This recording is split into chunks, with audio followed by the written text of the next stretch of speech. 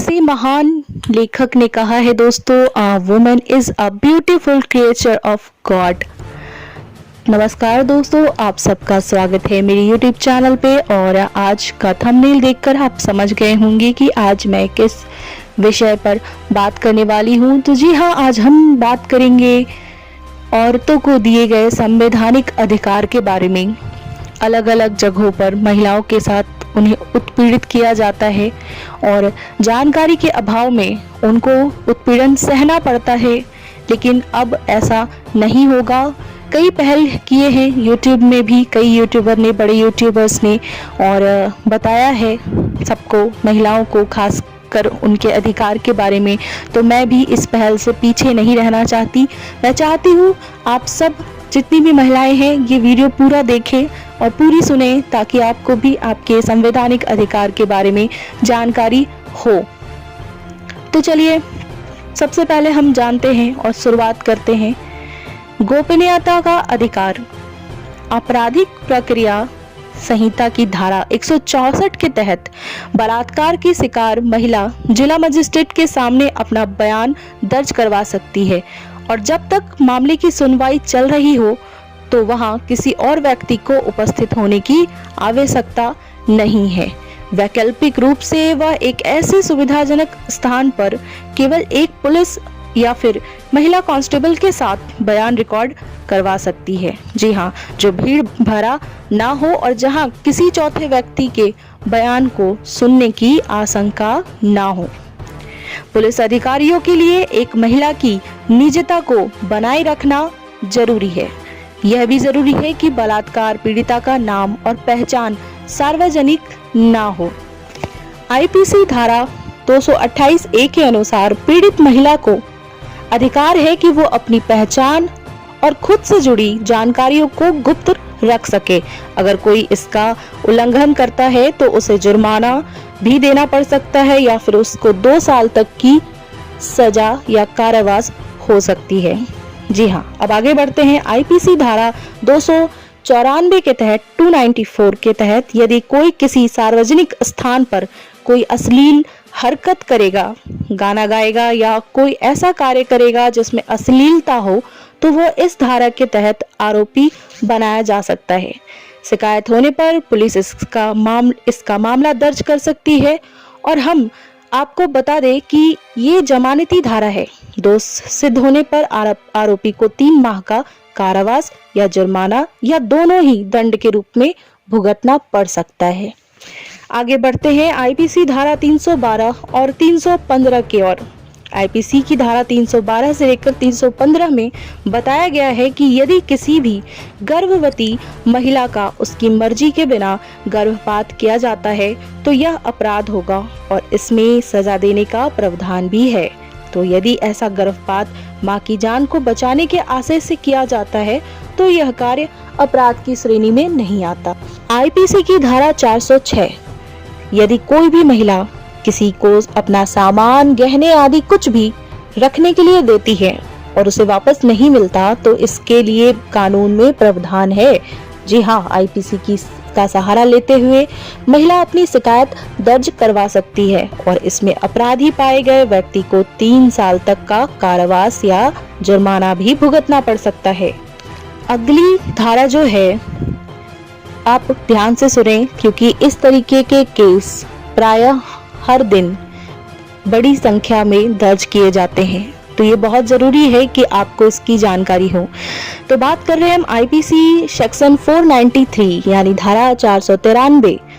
इसके तहत अगर कोई व्यक्ति किसी महिला को शादी का झांसा देकर उसका शारीरिक या मानसिक शोषण करता है तो इसे आईपीसी धारा के तहत पीड़ित महिला अपना केस दर्ज करवा सकती है।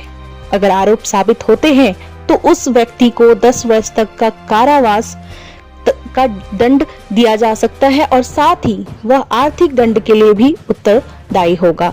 यह एक गैर जमानती, गैर संज्ञेय अपराध है और प्रथम श्रेणी के न्यायाधीश विचारणीय है।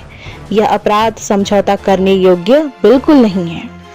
अब बात करते हैं रक्षित कार्यस्थल का अधिकार, यानी आप जिस कार्यस्थल, आप जहां भी काम कर रही हैं, महिला आप कर्मचारी हैं, तो आपके लिए ये बहुत महत्वपूर्ण जानकारी है।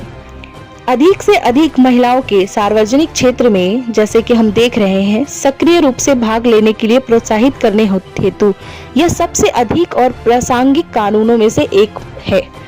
प्रत्येक ऑफिस में एक यौन उत्पीड़न शिकायत समिति बनाना नियोक्ता का कर्तव्य है। नियोक्ता अर्थात आप जिस कार्यालय में हैं, उनका ये कर्तव्य बनता है। तो सर्वोच्च न्यायालय द्वारा जारी एक दिशा निर्देश के अनुसार यह भी जरूरी है कि समिति का नेतृत्व एक महिला करे और सदस्यों के तौर पर उसमें 50% महिला ही शामिल हो। साथ ही समिति के सदस्यों में से एक महिला कल्याण समूह से भी हो, और इससे कोई फर्क नहीं पड़ता कि आप एक अस्थायी कर्मचारी हैं या नहीं हैं। यहाँ तक कि एक इंटर्न, पार्ट टाइम कर्मचारी, ऑफिस में आने वाली कोई महिला या ऑफिस में साक्षात्कार के लिए गई महिला का भी उत्पीड़न अगर किया गया है तो वह भी इस समिति के समक्ष शिकायत दर्ज करवा सकती है। ऑफिस में उत्पीड़न की शिकार महिला घटना के 3 महीने के भीतर इस समिति को लिखित शिकायत दे सकती है। यदि आपकी कंपनी में 10 या अधिक कर्मचारी हैं तो उनमें से केवल एक महिला है तो भी आपकी कंपनी के लिए इस समिति का होना बहुत आवश्यक है। जी हाँ, और हालांकि ऐसी किसी दुर्भाग्यपूर्ण परिस्थिति में जहाँ यह समिति मौजूद नहीं होती, जहाँ यह समिति नहीं होती, या आपको लगता है कि समिति आपका बचाव नहीं करेगी, तो आप सीधे जिला स्तर पर मौजूद स्थानीय शिकायत समिति में संपर्क कर सकती हैं। जरूरी नहीं कि यह शिकायत आप ही करें, आपकी ओर से कोई दूसरा व्यक्ति भी शिकायत दर्ज करवा सकता है। अब बात करते हैं जीरो एफआईआर का अधिकार। बहुत महत्वपूर्ण जानकारी है, तो सबसे अनुरोध है कि ध्यानपूर्वक सुनेंगे। एक जो जीरो एफआईआर का अधिकार है वो एक महिला को ईमेल या पंजीकृत डाक के माध्यम से शिकायत दर्ज कराने का विशेष अधिकार देता है। यदि किसी कारणवश आप पुलिस स्टेशन नहीं जा सकती तो वह एक पंजीकृत डाक के माध्यम से लिखित शिकायत भेज सकती हैं, जो पुलिस उपायुक्त या पुलिस आयुक्त के स्तर के वरिष्ठ पुलिस अधिकारियों को संबोधित की गई हो। और इसके अलावा एक बलात्कार पीड़िता जीरो एफआईआर के तहत किसी भी पुलिस स्टेशन में अपनी शिकायत दर्ज करवा सकती है। कोई भी पुलिस स्टेशन इस बहाने से एफआईआर दर्ज करने से इनकार नहीं कर सकता है कि वह क्षेत्र उनके दायरे में नहीं आता। अब दोस्तों बात करते हैं एक और मुद्दा जो बहुत ज़्यादा ही प्रख्यात है, और महिलाओं का जो उत्पीड़न का मामला है उसमें मैं समझती हूँ 50% केस दर्ज होते हैं। वो है घरेलू हिंसा से सुरक्षा का अधिकार। तो ध्यान से सुनिएगा, आपके लिए बहुत महत्वपूर्ण है ये।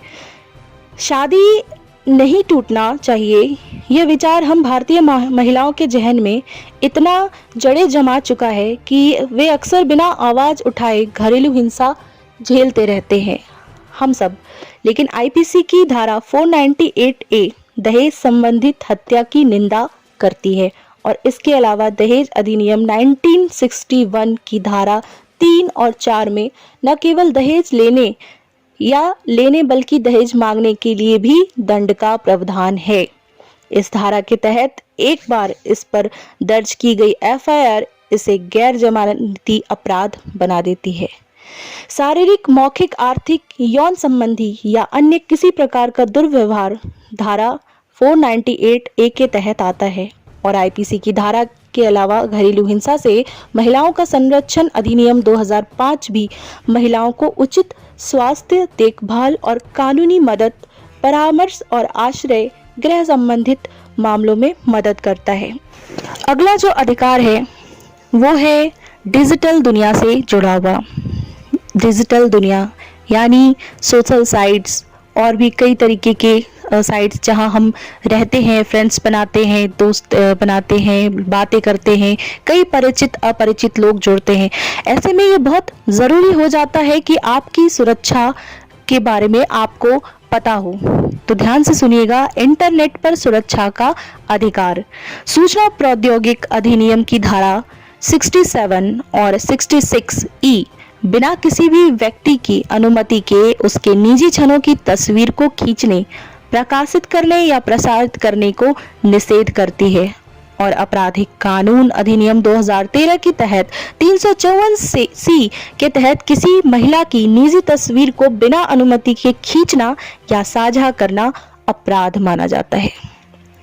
तो दोस्तों, मैं उम्मीद करती हूँ कि आपके लिए ये जानकारी काफ़ी बहुमूल्य होगी और आप सबसे अनुरोध है कि इनकी जो भी आपको संवैधानिक अधिकार दिए गए हैं आप उसके बारे में जागरूक रहें। आप बेहद ज़रूरी हो जाता है आज के वक्त में कि आपके जो भी अधिकार है उससे आप अवगत रहें। और साथ ही साथ एक अनुरोध भी करना चाहूँगी, किसी भी अधिकार का दुरुपयोग ना करें। जैसे कि एक धारा है 498A, तो कई जगहों पर पाया जाता है कि इस धारा का गलत उपयोग भी किया गया है। तो निवेदन है आप सबसे कि जब आप पीड़ित हो तभी इन धाराओं का और इन अधिकारों का आप उपयोग करें, अन्यथा इसी वजह से जो पीड़ित लोग हैं उनकी मदद नहीं हो पाती। तो मैं उम्मीद करती हूँ आपको ये सीरीज़ ज़रूर पसंद आई होगी। अपना ख्याल रखिएगा, फिर मिलेंगे एक नई सीरीज़ के साथ। धन्यवाद।